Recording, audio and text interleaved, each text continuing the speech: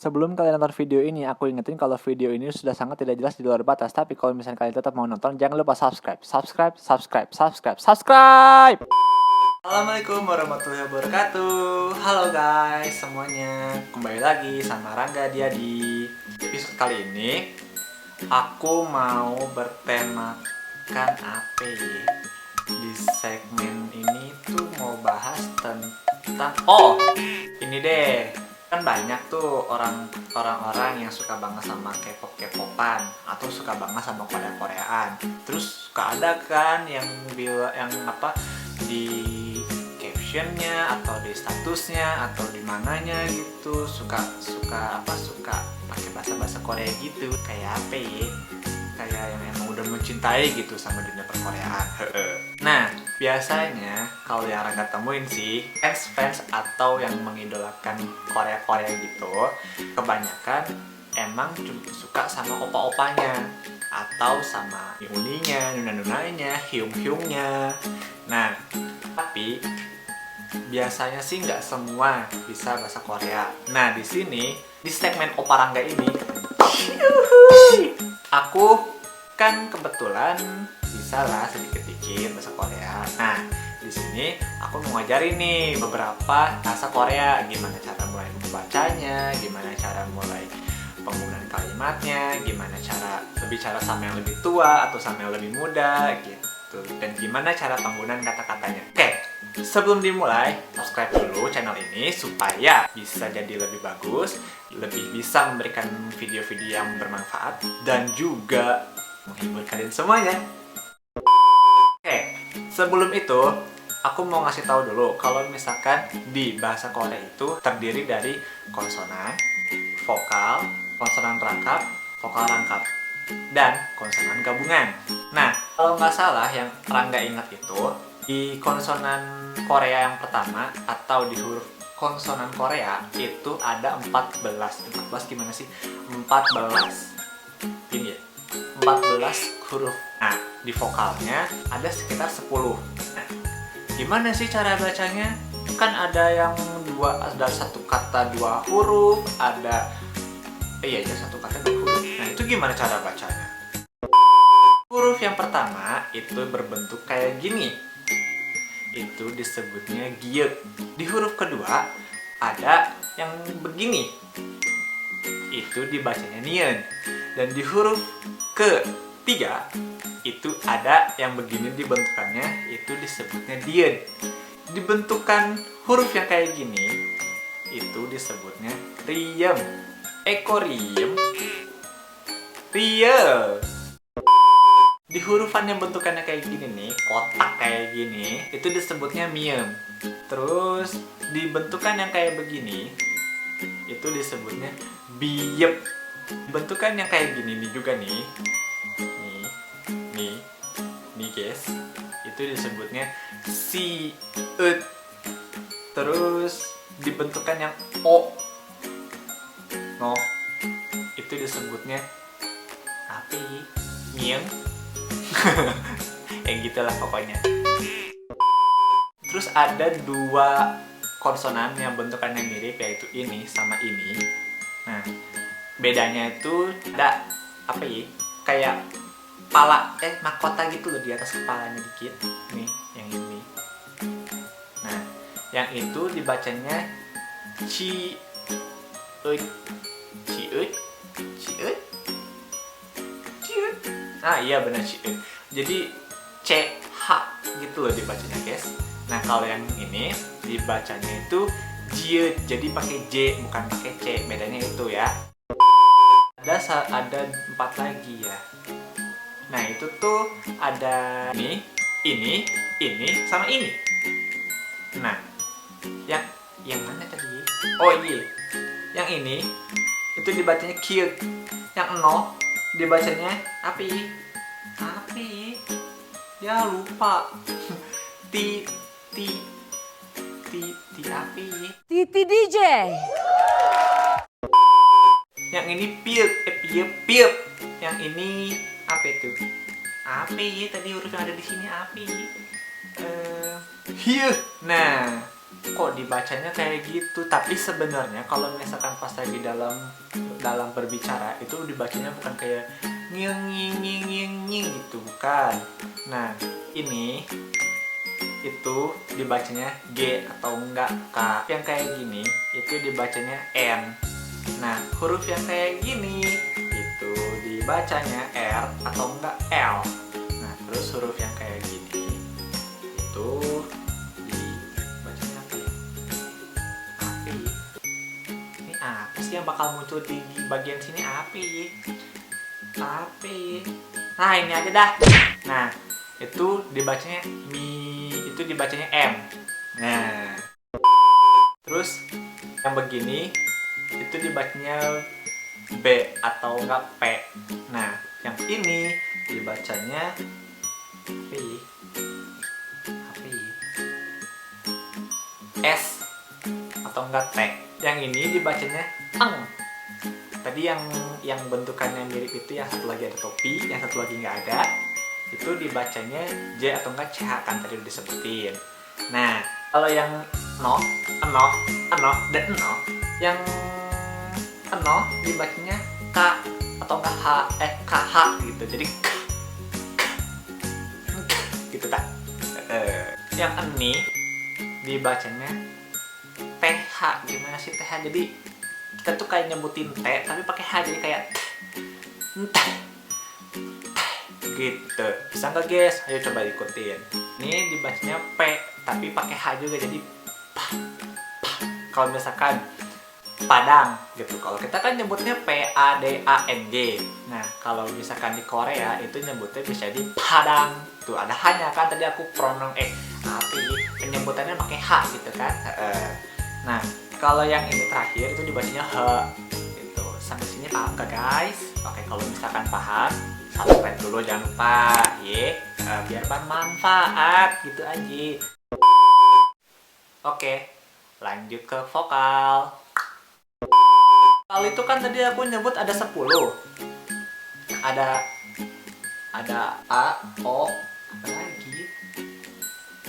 Ya, Yu, Yo, apa lagi? I, apa lagi? U, terus apa lagi? Udah berapa sih tadi? A, O, U, I, U,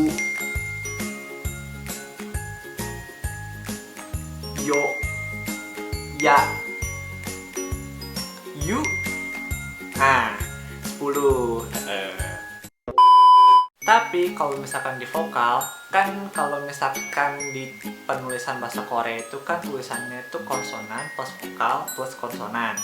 Atau biasanya sih kalau di huruf Korea itu cuma ada 4 dalam satu baris, dalam satu tempat. Jadi kayak konsonan, vokal, bawahnya lagi konsonan. Jadi nggak ada tuh yang namanya vokal ada di bawah tuh, nggak ada. Nah biasanya vokal itu di bagian kedua, jadi ya tadi aku sebutin bilang ada konsonan, vokal sama konsonan. Nah tapi kalau misalkan vokal yang di awal itu tetap ada konsonan, apa ya, kayak penyedap gitulah. Jadi nggak bisa kalau misalkan cuman begini aja. Kalau misalkan di Korea, kalau misalkan penggunaan huruf vokal itu harus menggunakan buledan kayak gini. Dan itu hukumnya wajib, bukan sunnah.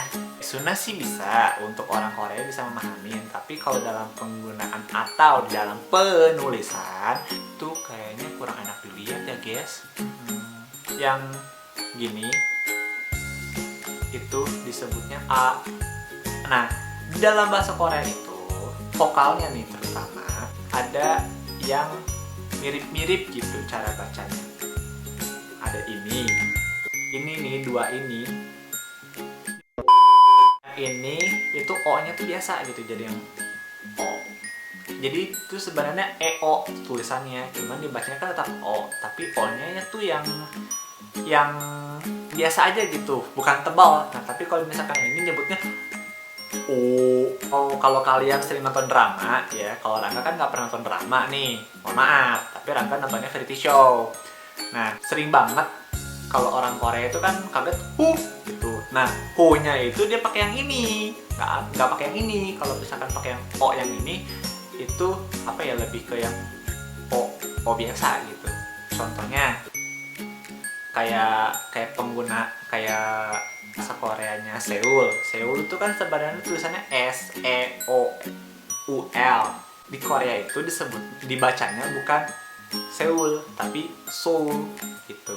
Nah, itu tadi aku pakai O-nya tuh O yang biasa kan, nggak yang tebal gitu. Sedangkan kalau buat opa, nah opa itu kan diawali dengan kata-kata O yang bulat bawah, itu yang tebal tadi, itu yang O. Nah itu. Nah, penyebutan sebenarnya tuh opa gitu. Nah, nanti aku bakal bahas vokal. Iya benar. Aku bakal bahas vokal rangkap, konsonan rangkap di next video. Kalau untuk sekarang, aku ngebahasnya yang vokal sama konsonan dulu aja. Yang ini sama yang ini. Itu buat pengenalan ke kalian-kalian, biar kalian juga belajarnya bisa lebih mudah.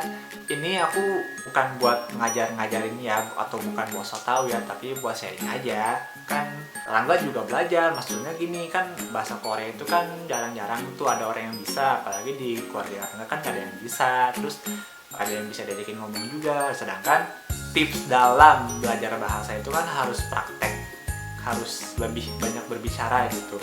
Nah, kalau menurut Rangga sih, ini caranya Rangga dalam berpraktek. Aku tuh biasanya suka ngomong depan kaca. Atau lagi sendirian, aku suka kayak berimprovisasi gitu loh. Jadi kayak ngomong sama diri sendiri tapi pakai bahasa Korea gitu. Kayak misalkan sendirian, aku suka bikin kayak dialog-dialog gitu, kayak di Google gitu, di Google Translate. Aku suka kayak ini bahasa Koreanya apa ya, ini bahasa Koreanya apa ya, ini bahasa Koreanya apa ya gitu. Nah, nanti sama aku suka dibaca-bacain. Jadi kayak kita tuh bikin dialog biar kita hafal. Udah itu teknik kedua, nonton yang kayak variety show Korea gitu deh, atau drama-drama juga bisa, tapi lebih dianjurinnya variety show atau acara-acara gitu deh, acara-acara kayak yang ada di TV-TV atau yang biasa saya streaming tuh di Google. Nah, kenapa itu lebih efisien? Karena di situ kan, di acara Korea itu kan suka di kayak misalkan si artisnya ngomong apa tuh. Nah, itu suka ada tulisannya kan. Suka ada tulisannya gitu. Ini si artis tuh ngomong ini loh gitu. Nah, kalau Rangga sih biasanya suka di post dulu, terus Rangga baca, terus sama Rangga ditulis. Habis itu sama Rangga diikutin tuh. Jadi kayak bisa nggak nih aku ngomongnya tuh pas sama kayak dia gitu. Jadi kalau misalkan dia ngomong, aku juga ngomong, dan kalau misalkan dia berhenti, aku juga berhenti gitu. Nah, di situ juga penggunaan kata-katanya lebih kayak bahasa sehari-hari gitu. Tapi kotor jangan diikutin ya. Biasanya tuh drama suka ada tuh kata-kata kotor tuh, kayak ya itulah.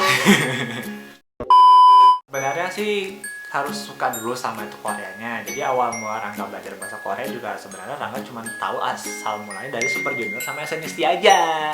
Udah itu Rangga suka dengar lagu-lagu mereka tuh, terus ngeliat tentang Korea gitu di Google, terus tertarik dikit lah. Nah, habis itu entah kenapa kepikiran belajar aja bahasa Korea, dan akhirnya dikursusin. Itu tahun 2012 awal masuk SMA. Nah, itu berhentinya tuh karena emang udah selesai, waktunya udah habis, dan emang udah ujian akhir juga, dan itu baru selesai di tahun 2015. Jadi Rangga tuh belajar bahasa Korea selama 3 tahun.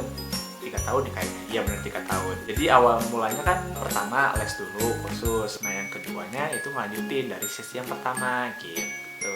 Dan Rangga tuh belajarnya privat. Sebenarnya yang pertama sih bertiga, tapi yang dua itu lebih yang emang karena menyukai opa gitu. Sedangkan kalau Rangga kan emang pengen belajar aja gitu, iseng-iseng lah gitu. Dan setelah lulus yang pertama sama Rangga suka dilanjutin, minta tuh ke orang tua tuh, boleh nggak ngelanjutin bahasa Koreanya gitu. Dilanjutin, dan akhirnya belajar lagi dengan guru yang sama, dan itu privat, aku sendirian guys, gak ada teman apapun gitu. Jadi nggak kayak dikejar-kejar nih, ini harus, yang ini udah bisa gitu. Sedangkan aku belum bisa gitu. Nah, pokoknya mah harus suka deh. Kalau misalkan nggak suka dan dipaksakan tuh susah. Karena kalau misalkan suka kan ada rasa menggebu-gebu pengen ikutan gitu, pengen bisa gitu. Karena kalau pengen bisa karena suka, bener kan? Nah, udah itu praktik ke berapa lagi tuh. Rangga itu kalau nyanyi Korea atau yang bernuansa K-pop itu lebih baca liriknya, pakai yang Hangul atau tulisan Korea aslinya, nggak pakai romanji. Kalau romanji kan kayak bahasa Arab lah gitu. Jadi bahasa Arab kan suka ada bahasa Latinnya, itu bahasa Indonesianya yang lebih mudah dipahami atau lebih mudah dibaca. Nah gitu. Nah Rangga tuh lebih baca yang huruf Hangulnya dengan tujuan biar bisa lancar dalam membaca. Minimal bisa membaca deh. Kalau kosakata mah belakangan, minimal bisa membaca sama bisa berbicara. Kalau kosakata mah itu belakangan gitu guys. Untuk huruf-huruf selanjutnya nanti Rangga bahas di video yang part keduanya. Tapi sebelum itu di subscribe dulu ya, biar ntar Rangga semangat bikin part 2-nya. Oke guys, sekian dulu ya belajar bahasa Koreanya, belajar vokal sama konsonannya dulu aja. Dan kalau misalkan kalian merasa ini bermanfaat, segmen ini bermanfaat, tolong di subscribe ya. Dan share ke teman-teman kalian yang suka Korea juga, atau yang pengen belajar bahasa Korea tapi nggak ada biayanya buat belajar. Karena berhubung Rangga juga masih sama-sama belajar, mending kita belajar bareng-bareng di bahasa Korea. Gimana? Nggak mahal, subscribe kan gratis. Oke guys, sekian dulu video hari ini. Assalamualaikum warahmatullahi wabarakatuh. Subscribe dan selamat puasa. Dan nanti selamat berbuka ya buat yang menjalani. Assalamualaikum warahmatullahi wabarakatuh.